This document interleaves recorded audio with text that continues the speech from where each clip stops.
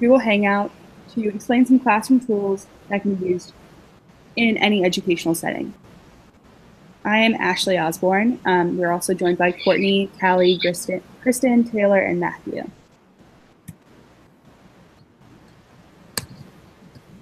The first section is formative assessment tools. All right, guys, today's meet. So it's a simple classroom that you build online. It's the only feature really for the website unless you upgrade. But you create a classroom name. It can be the actual name of the class, or you can come up with a fun one for the class. And you have to also create how long it's open for. Now, this can be an hour, 2 hours, a week, a month. I believe it goes up to about a month or two as the longest you can keep it open for. If you upgrade it, I'm sure they probably have an option where you can do it a little bit longer. And this is a good place for students to go online and chat with groups or with myself.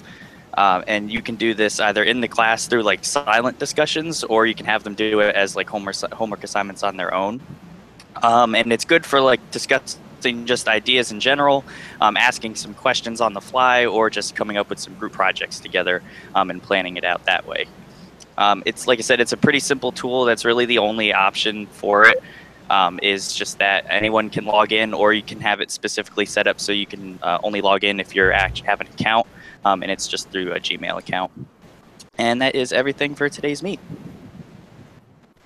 All right, so for Plickers, all you have to do is you download the app. You can scan student responses by downloading the app, and students don't need to download anything. You print out your Plickers cards, and each card has a unique number that can be assigned to individual students. Each side represents an answer choice. Students can go through the Plickers website. On the classes page, Plickers automatically assigns card numbers to students as you enter their names. You can add up to 63 students per class. When you create new questions, or you can create new questions in your library on the web or on the app using the plus icon. You can choose from multiple choice, true or false questions, and include images in your questions. To scan responses, you select the question you want to use on the mobile app. You tap the camera icon to scan students' responses and receive instant feedback on their answers. You can use the live view on the website to display classroom results to students. And then to view the results, you can use Screenshot to monitor student progress and save time on grading. Question history shows the latest results. You can select the date range and questions for your score sheet and hit reply to see the total results for your students, questions, and class. That's it.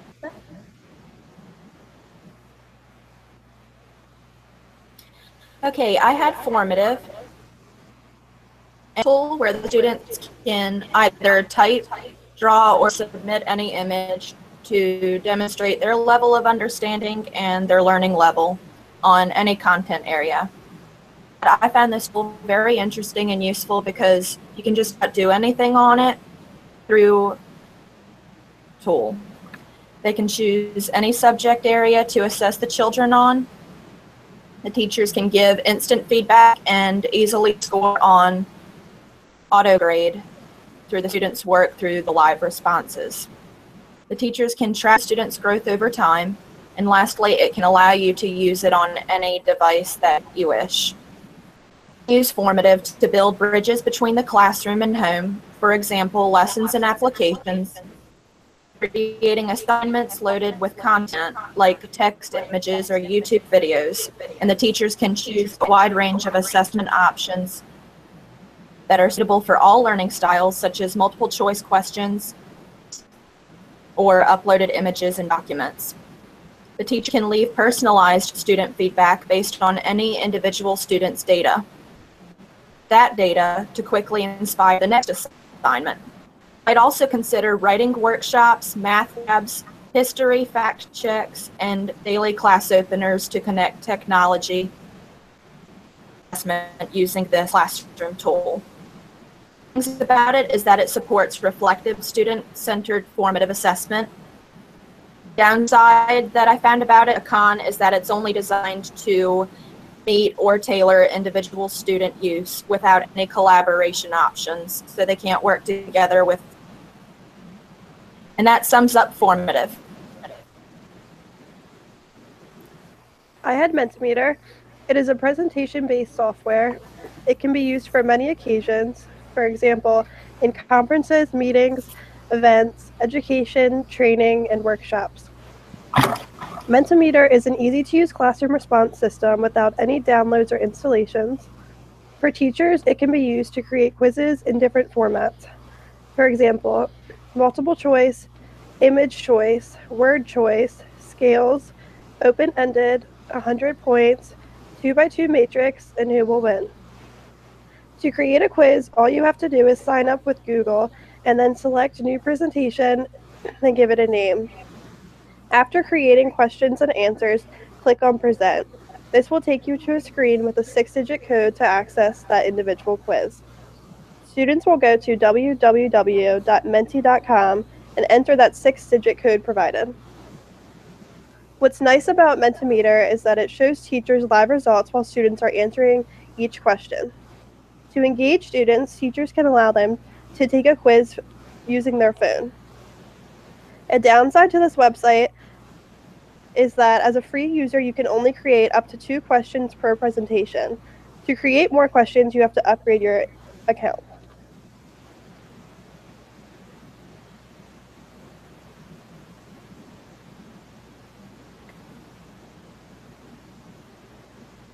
Socrative is an application and website that can be used as an assessment tool for teachers.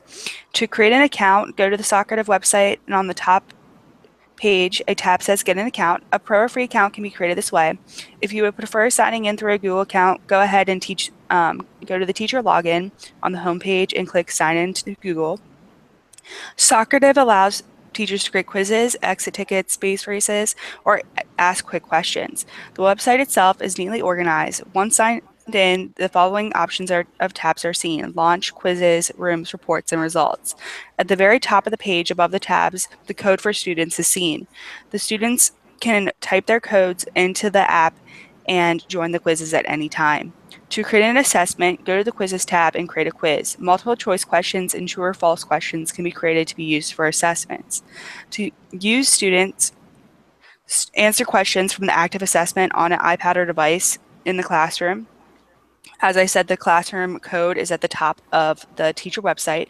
Immediate responses are shown for the teacher, and this tool is just a great interactive way to assess students in a fun way.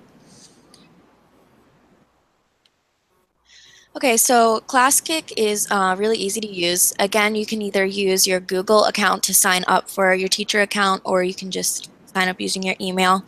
And once you make your account, you go ahead and you add your class to it, and you can add multiple different classes. And so how it works is that first teachers go on and they prepare an assignment. So they can use drawings, text, images, audio, links, and videos to provide instruction and to create assessments for their students. So then the students work on their own devices, so students can respond to the instruction that teachers created, either using computers, laptops, tablets. And so they input their own drawings, text, images, and audio in response to the teacher-created material. So then everybody gives feedback, so teachers can provide individualized real-time feedback. And there's also a really cool feature that allows students to give one another feedback. So students can look at other students' work anonymously and kind of give them feedback as well. And then while this is happening, teachers can see it all. So they're able to kind of see if a student needs help and how students are progressing through the assignment. So if in the middle of a problem, a teacher sees that a student's not doing something right, they can go ahead and solve the problem there. So there's multiple different features of ClassKick. Track student progress as they work at their own pace. It allows you to personalize your lesson, and it has this really cool feature to it called digital hand raising. So basically, it's just the equivalent of raising your hand in the classroom, but the student can tap a button on their device and it alerts the teacher that they need help. And there's endless uses for this, for ClassKick in the classroom. I think what's really cool about it is that it basically eliminates the need to ever really use a worksheet. Anything that you would put on a worksheet, you could just put on ClassKick, and that way you're incorporating technology. It's definitely going to keep students more engaged. Distance learning, classroom management, blended learning, tutoring, exit tickets, flipped classroom, note-taking, and I'm sure much more.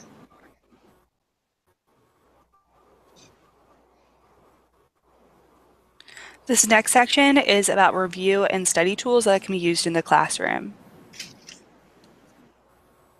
All right, so Kahoot and how to create and share. So after you've actually created the account, I don't believe you can use a Gmail account. I think you have to use another email account. But once you've actually created the account, you just go to the top left corner where it says New K, which obviously just means New Kahoot. And it brings you to a screen where you can create either quizzes, a game, a discussion, or even a survey. The most common would probably just be quizzes because they're pretty simple to make. And so you just have to give it a title and give it a description as well. And what's important about the description is making sure you provide that hashtag mark with it, otherwise it won't go through. And it'll just tell you to correct it to make sure you do it. So in which case you just put like hashtag math, hashtag science, whatever it is. And then you also have to pick the audience, in which case it would just be your students. And then after that, it tells to continue to go to the next section, which is where you actually create your questions. And based off of my little observations of it, you don't have a limit on how many questions you can create. So it's really as many you can come up with. And you can have it be multiple choice where it's between, you have to have at least 2 options if it's multiple choice, but you can have up to 4. And then you can also choose a time limit that goes with it, whether it's 20 seconds, a minute. That way you can keep your students kind of like forced to like do it in a certain amount of time. So after you've actually chosen all your questions and you've chosen all the time limits to go with it, you go to the next section, which is where you actually create it, where it's like done and gone through. And then there's a share it button where you'd click that and it says to either copy and paste the link, where you can then put that in another website for the students to grab, or you can just type in their username after they've created it, and then it'll send it right to them where they can actually do it.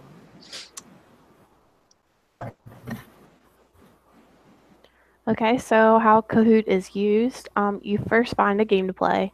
Either you could choose from one of the millions of publicly available Kahoots, or one that's been saved with you, or one that you created yourself. All you do is you click play and you launch the game so that players can join. You can play classic or team mode to play with your team. There will be a unique pin where you enter it and then you enter a nickname. To play Kahoot, you click start once you see the player's nickname on the lobby or waiting screen. During gameplay, you can use the spacebar or your mouse to go to the next question. At the end, you can click feedback and results to save and download scores. And that's it.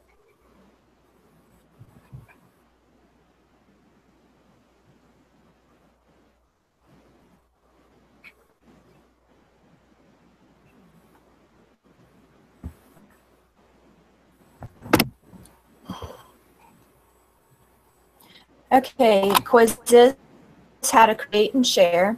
It's a free formative assessment tool that allows the teacher to conduct fun assessments both in class and as homework. It's a really nice quiz creation tool. The benefits that I found is that it can be very useful for the teacher because it's fun for the students to complete, which makes their success level go up. Save time for the teacher to create quizzes through using technology. They can either questions from the library or they can create their own. They can use detailed reports to measure student success and performance. To quizzes.com. They can create an account and they have to select at least one subject tag, which is what subject that the assessment will be classified under. You click add questions and you will see that on the left side of the screen is where you add your questions and answers, and on the right side of the screen is where you can preview what your question will look like for the students to. You can upload images and select a time limit for how long students can answer the question. After your font finished, you have to add a description of the quiz and whether you'd like to make it public or private to yourself. You click save and exit. and how to share, there are various ways that a quiz can be shared. Click share again and let them see it. And you can also share through email with a link to the quiz, or you can share through social media such as Twitter Plus or Facebook. Or you can share a private quiz where it can only be available to the teacher. How to create and share on quiz. Quizzes also offers featured quizzes. These are quizzes that allow other people to use them that have been created and they're public. Each quiz gives the name of the quiz, the user who created it, the grade level, the how many days ago it was created, and how many questions are on each quiz. If you hover over one specific quiz, you can see questions pop up to the right so that you can preview each question in the quiz and see how you want to use it. On the top left, it shows you the time limit for each question. Teachers select the quiz they want for students to take, and then it will give them a 6-digit code. You will give this code to students, and they will go to join.quizzes.com, and then they can join the activity quiz or the game. Students can advance at their own pace, and the teacher can see how many students have joined. Quizlet Live is really easy to create, and teachers can create games and flashcards. It allows students to review materials. The website and application is mostly used for retention of material. Easily made by going to the website, and in the top right-hand corner is a sign-up button. You can sign up through Google, Facebook, or email. A classroom can be created to share flashcards and or games with the class. A class code is created so teachers can even put students into groups for the activity. And that class code is also how you share with the students. Okay, so once teachers create their flashcards and their games, they go ahead and they project it on the screen to the class, and students can respond on their computer or on their tablets. So how it works is that students work in random teams of 3 to 4, and it organizes them into that on Quizlet Live. And then the teams race to match all of the terms and definitions, so to solve the flashcards and the games the teachers created. So if a team answers incorrectly, it resets their progress to 0. So if they get one question wrong, they have to go all the way back to the beginning. And the first team to match 12 in a row without missing any wins. And so after you go through and you do the flashcards, it allows you to go back and see what you matched correctly and incorrectly. So it's a good way to review your work. And there's endless applications for this in the classroom. An exit ticket as vocabulary practice for their students. And it would also be a really great tool to use in order to review for a test or for a standardized test.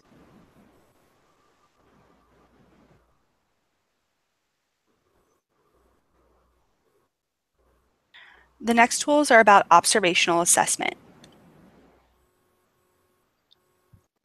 All right, so Class Dojo and how it's used. So this website is, it helps build on students' skills and characteristics that you want to progress, and it also helps them acknowledge weaknesses that they can work on. And the great thing about this is you also get parents involved as well. It's not just a teacher to student thing. So it's really good as far as that, getting them involved. One of the downsides, though, is if the parents aren't exactly engaged, it's not going to really benefit anyone as far as that goes. Create whatever classroom it is, and then with all the students' names in there, and then it's an award system based, so like specific skills you either can create or they have some general ones that naturally students should be able to do, and you can either just click it to add a point to it, like a star system type thing, or you can, like I said, add in some of your own if they're not specific enough. And as that goes along, they tend to like see what they can improve on and what they also need to work on as well. And it has a cool like Facebook feature to it where you can post pictures or just comments in general, and students and parents alike can like the comments and see what they're doing throughout the day. So it's a pretty cool feature as far as that, and you can directly message parents and students as well in case you need to chat with a parent about a specific student's concerns. So it's a really good feature. Like I said, it's very similar to Facebook. A lot of people have Facebook nowadays, so you can kind of get that sort of feel to it. Yeah, and that's everything. Okay, so creating Class Dojo is super easy. First, you just click on the Add a Class tile, and then once you do that, you choose a class icon, and then you enter a name for the class and select your class grade level or year. And then you click the Next button, and then you enter the students' names, and then click Add. You can create customized skills to connect with parents and students by downloading invitations or click Finish to skip. And that's it.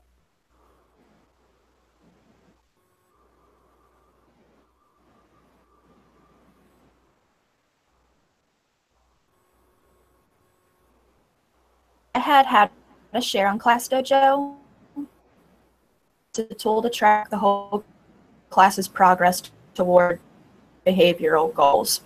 The main pro that I found about it is that for the teachers to combine student feedback and features. One downside that I found about it is used effectively is mainly and only dependent on how the teachers utilize the program. So that's a downside of it. But you can do it through classdojo.com. And after you go there, another teacher can access your class so that they can award students points also. It will reflect which teacher gave what points, and each sharing teacher gets their own private messaging channel to the connected parents. After logging into classdojo.com, you find the class you'd like to share and click the gear icon in the top right corner of the class title. Select Add Co-Teachers and type the email of the teacher that you'd like to share with, or you can find the name in the verified teacher list below the entry line and then invite them to share points with. And that sums it up for how to share on Class Dojo. Classcraft is a new game-based approach to teaching. It is designed to encourage participation and good behavior. In the classroom, students will create a character and work together with their team of classmates. All you have to do is select to get started, sign up as a teacher, sign up with Google, create a class name, go through the introduction tutorial, set game rules. For example, a warrior can hand in an assignment one day late, add students, create teams, and then you can get started. Classcraft is interactive for students. Students can get credit in the game and be rewarded and disciplined. To save students from negative points, a battle can be created for a teaching moment, which makes it more interactive for the students as well. It also can be used for assessments, announcements, and attendance.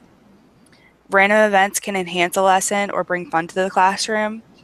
It's another interactive way also for students to get involved. The random events pop up on the student's screen whenever they enter Classcraft. Attendance, as I said, can be taken and can be done every day and give students points as well. And parents can also be invited to watch the rewards and negative points of the students or even check out the announcements.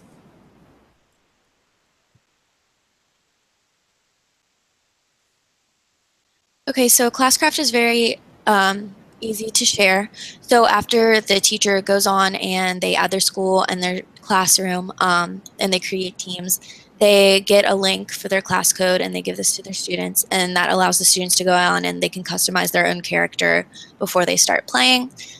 So it's really easy in that aspect. Once they have the code, they can use it on multiple different platforms. It's available through Google Classroom, through Chrome, Android devices, Windows devices. So really it can be used on any sort of platform. And it's also really cool because there's an option to refer or send a referral to your fellow teachers. So if there's another educator in the building that you think might benefit from it, you can kind of send them a referral. And it helps your class out as well if you get referrals from other teachers. And then that way everybody can play and parents can play too if you give them the access code.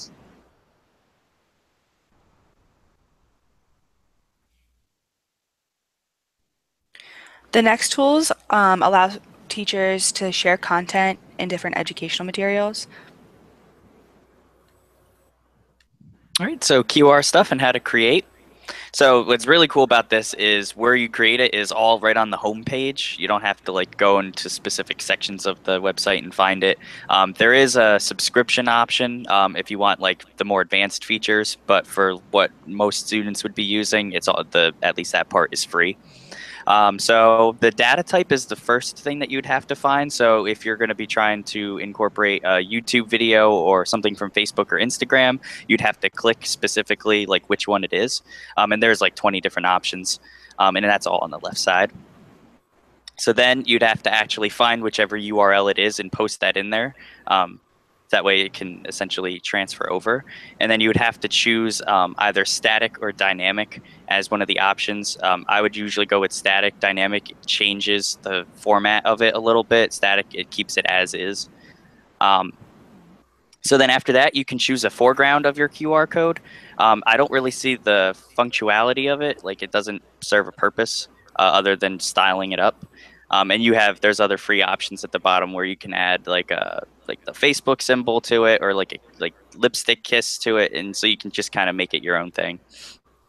And then the final thing would be the output type, which you can either download it, print it, or email it to yourself or someone else, and that way you can share it that way.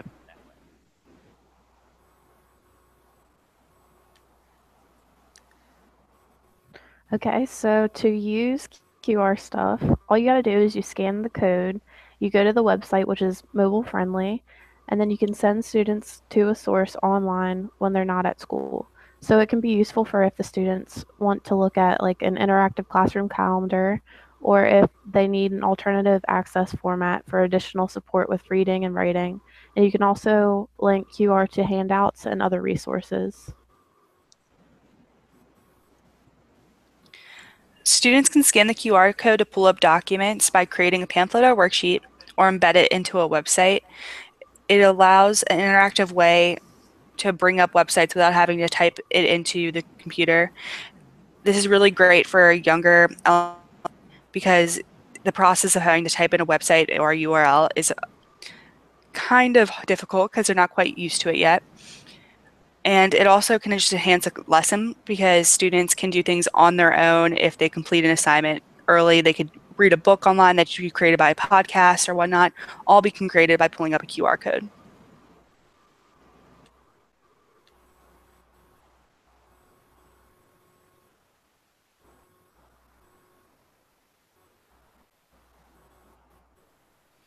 Next is Bridge URL. I had a create on Bridge URL, and you can simply just go to the website. This tool allows you to create multiple links at once through this tool by simply giving your URLs a title, and then you list all of the URLs that you'd like to do all together. And then you'll click the create link URL that has been created for you, URL, and then you click open all links at once. And then yes, when it's asked if you'd like to continue. And that's it on how to create on Bridge URL.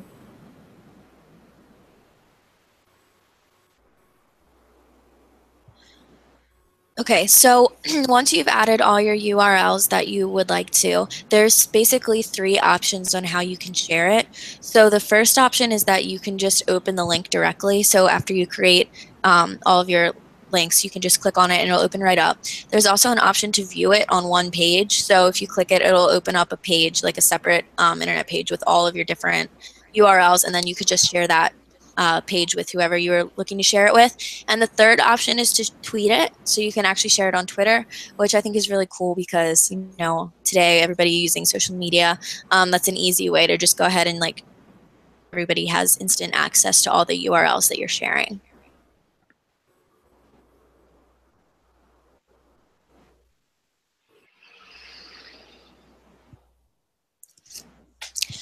Okay, so Choosito is a really cool program. It is a student search engine and digital library, and it provides high quality, personalized resources. Um, so basically, there's three different like categories on Choosito. There's the Choosito library, the custom collections, and then the Choosito web.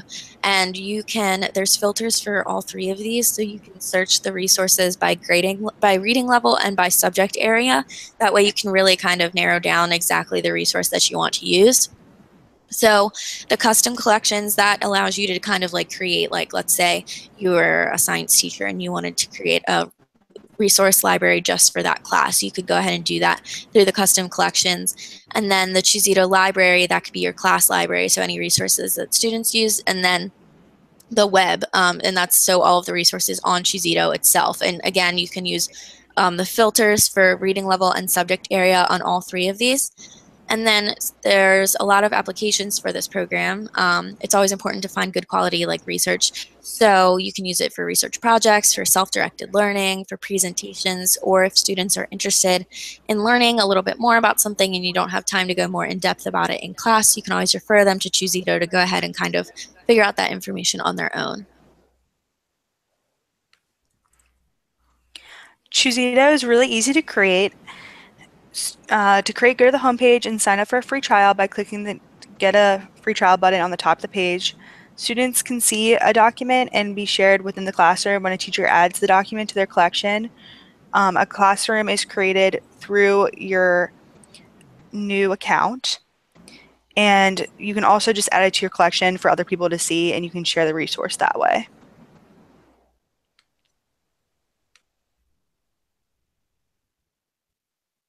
All right, so Newsella and how to create. So when you're actually trying to create the account, they'll give you a few options to choose between, like being a student or an educator. If you're obviously going to be a teacher, you'd want to choose that option because it'll give you some benefits. So when it's actually created, you would want to go to the top right, but not all the way to the top right. It's the second from the right, where it says your name. And then there's a couple options below that where it says your account, classes, students. To create class, you'd want to choose classes. And then you have to give your class name, the grade level in which it is. Let's see. And then you would have to actually, or you can import Google Classroom if you've already created it that way. And then you'd have to invite the students as well once it's actually created, and that can be done just through a code.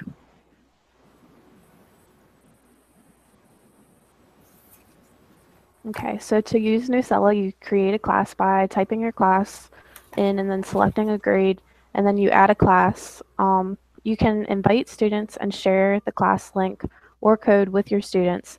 Each class has a customized quick start guide that tells students how to join your class. You can click library or news on the search navigation at the top of the screen. You can browse the latest news articles for a specific grade, reading standard, publication, or language, and then click assign and select a class.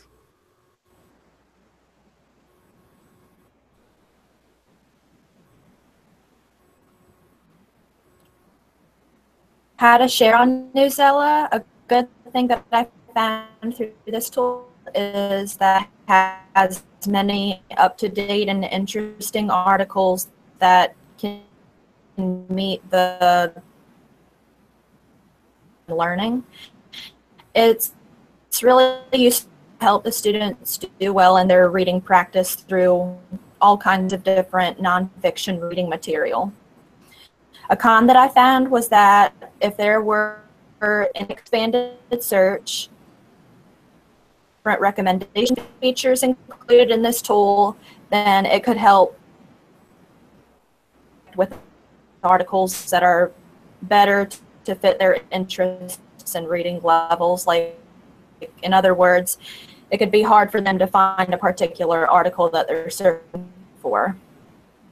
You can quickly share a Newsella article with the students through Classroom. You first open the Newsella article that you'd like to share with them. Dots to the top left of the article headline that you will click. There in the top right and select the Google Classroom icon. Class and action from the drop-down menu. Enter a title, a description, and a due date for the assignment. And after you click Assign, you're finished. How to share on Newsella.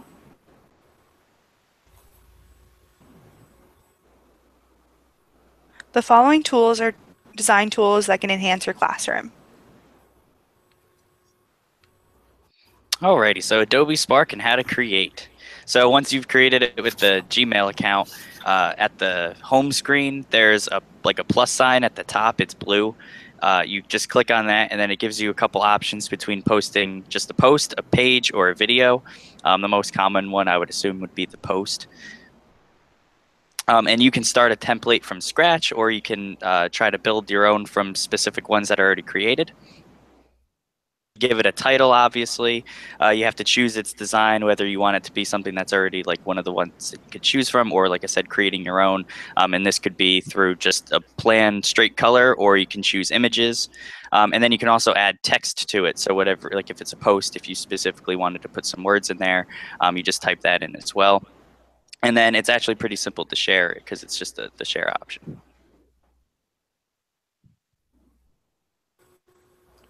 So to share the Adobe Spark, all you do is you click Publish, and Spark Creations can be shared or published and posted on Twitter or Facebook. You can send it via email or text or embed it onto your website. To use the project share link in the web version, you can share using the project share link found on any project in the project's view and at the top of the page when editing. It can be saved online. Your Spark video or post can be saved onto your desktop or camera roll. Spark pages can be linked to or from other websites or embedded if your website supports iframes.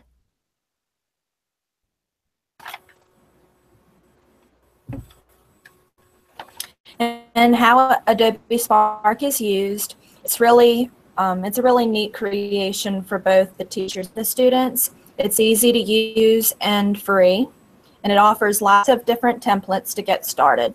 You can browse the education section of the Inspiration Gallery and filter by the project, pages, posts, or videos to get ideas of what you can do with it.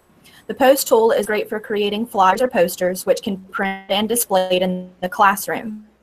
Students create collages and other images to go with lessons in any subject area. Page tool to design an interactive lesson plan or have the students create web stories. Research or bring a narrative to life. Tool is through video, which allows the teachers and students to select music and record their voices over slides to tell a story, to argue a position, or present research projects. For students, the main thing is to figure out how to organize and visualize their ideas. Many opportunities to demonstrate learning while getting creative with all design features that are available. The side that I found about it was that at the terms of use, and it specified ages 13 and up, so it's only high school students. So when doing that, the teachers should be aware of the sharing settings, how Adobe Spark is used. Canva is really easy to create. You can sign up with the Google account. Once you create your account, you can invite other people by email to collaborate on a design, which is really nice because you guys can all work on it together. They have more than 50,000 templates, so all you have to do is select what you want to create. For example, social graphic, web banner, poster, logo, presentation, resume, flyer, invitation, card, or photo collage.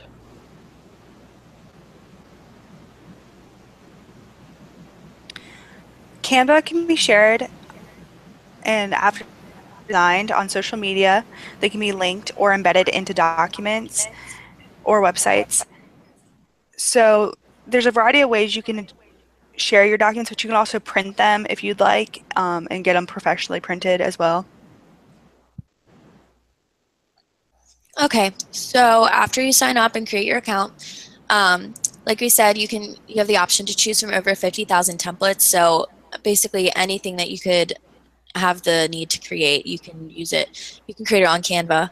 And what I really like about Canva is that it really allows for like individuals to kind of personalize their work and to really be creative with it. So from the templates, you can choose what you want to create. And like we said, there's multiple different options such as presentations, resumes, Twitter posts, postcards, flyers, invitations, certificates. And then you have the option to go ahead and design it. And like you said, you can add people to go ahead and help you design it. And there's so many ways that this can be used in the classroom. You can use it for presentations. And what's really cool is that it allows students to kind of choose the way that they want to present. So if everybody has like a different way that they prefer to, it allows for that. You could use it for advertising, for games and activities, and even outside of the classroom, but still in the school building, you could use it for clubs. Clubs could use it to make flyers or to advertise, to put posters up around the school. So there's endless uses for Canva. Thank you for watching our Google Hangout, and here are the references used through this presentation.